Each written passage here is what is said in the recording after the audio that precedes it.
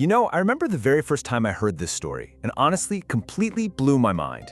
If you're a football fan like I am, you have probably heard the ultimate terrorist myth at some point. A football match so intense, so incredibly heated, that it literally started an actual war. Today, we are unpacking what is essentially a cinematic, high-stakes historical mystery that sits right at the dangerous crossroads of geopolitics and the beautiful game. We're going to explore a story packed with suspense, fierce national rivalries, and a very real human tragedy that changed football history forever.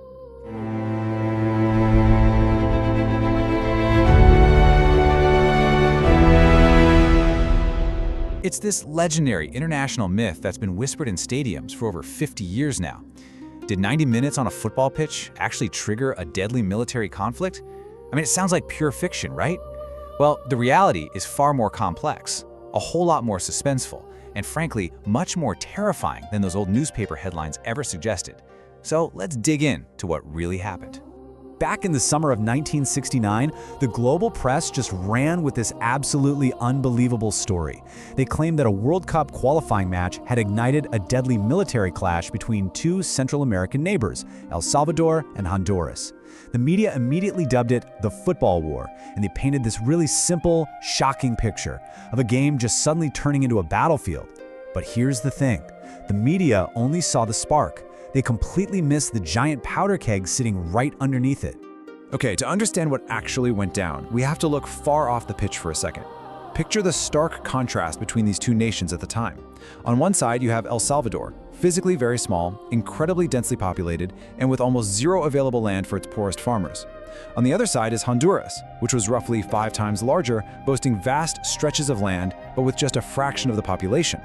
It was a massive socio-economic pressure cooker, and it was just waiting to explode. And that pressure cooker reached an absolute boiling point because of one staggering number: 300,000. That is how many Salvadorans had migrated into Honduras searching for farmland and really just basic survival by 1969.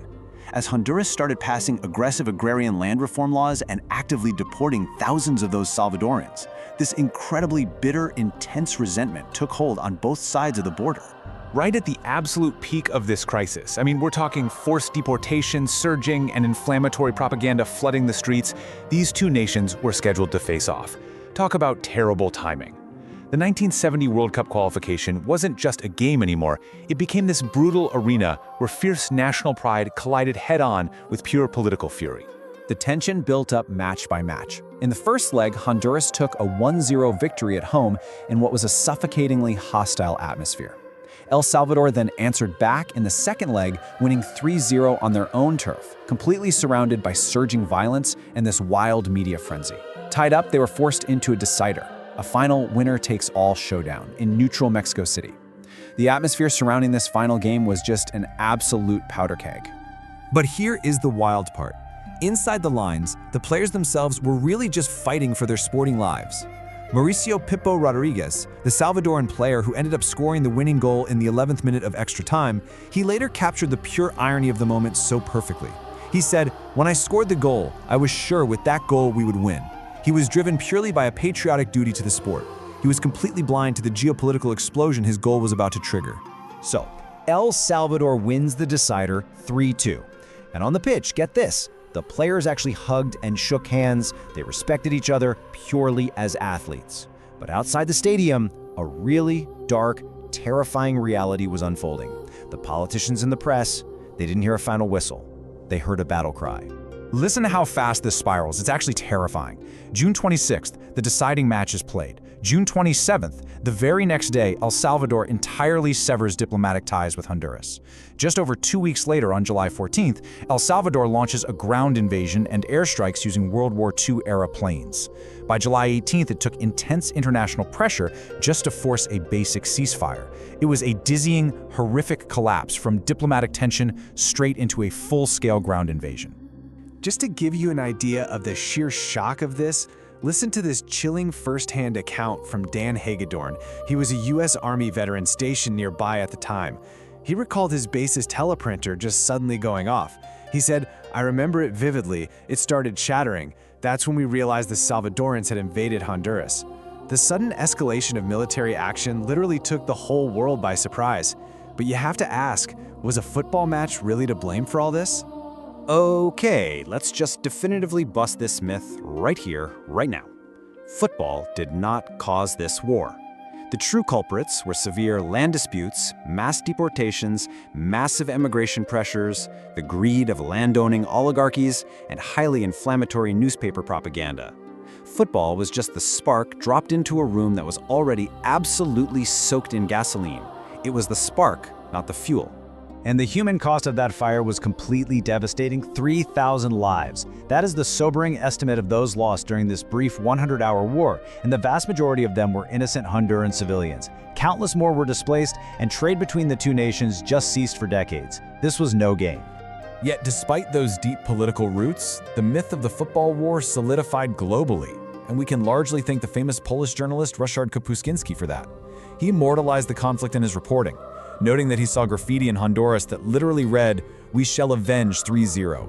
It proved exactly how deeply the sport had been twisted into nationalistic vengeance on the streets. Which brings us to a really fascinating and honestly chilling question. Was this 1969 conflict just a crazy, isolated incident? Is it the only time a football stadium has mirrored a society on the brink of total collapse? Or are we looking at a darker historical pattern here, where the terraces literally ignite existing societal tensions? Well, let's fast forward to May 13th, 1990. We are in Eastern Europe now, at Yugoslavia's Maksimir Stadium, for a highly volatile match between Croatia's Dinamo Zagreb and Serbia's Red Star Belgrade. This clash was happening just weeks after Croatia's first multi-party elections in almost 50 years. It was a time of extreme, razor-thin ethnic tension.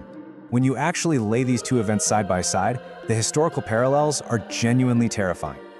Just like 1969 Central America, where disputes over migration and land sparked a war around a match, 1990 Eastern Europe saw a stadium completely erupt.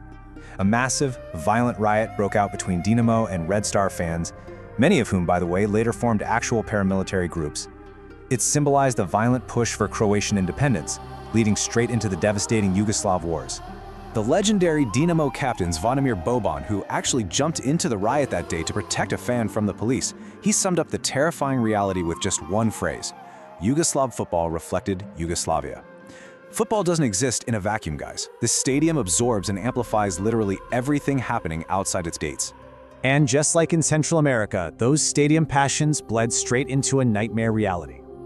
The 1990 Zagreb riot is widely viewed today as the symbolic start of Croatian resistance against Serbia, a resistance that escalated into the horrific Yugoslav wars, conflicts that eventually cost an estimated 140,000 lives and displaced 2 million people.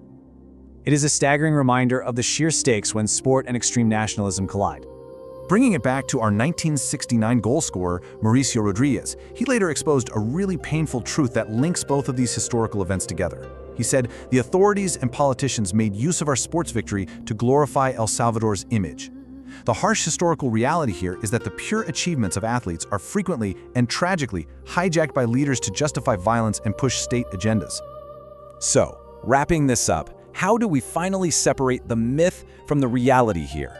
First, football doesn't cause wars. It simply reveals deep-seated, existing societal fractures. Second, stadiums are massive, inescapable political mirrors. And finally, the myth of the football war survives because it just perfectly captures the undeniable, dangerous power of sporting identity. The football war, in reality, was a devastating 1969 conflict rooted in massive socioeconomic disparities, border disputes, and migration crises. Yet, because of the timing, the sheer passion on the pitch, and of course, the sensational media coverage, it will forever be misremembered by the world as a deadly dispute over a simple game. At the end of the day, the beautiful game doesn't start wars. But man, as history shows us time and time again, it sure acts like a flashing warning light, showing us exactly when a society is about to break. It acts as a highly visible pressure gauge for nations on the edge.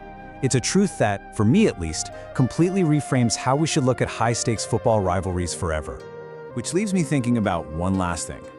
If a World Cup qualifier in Mexico City and a club derby in Zagreb can literally mask the explosive beginnings of actual wars, what other untold stories, what hidden human histories are hiding right behind the final whistle of the matches we watch today?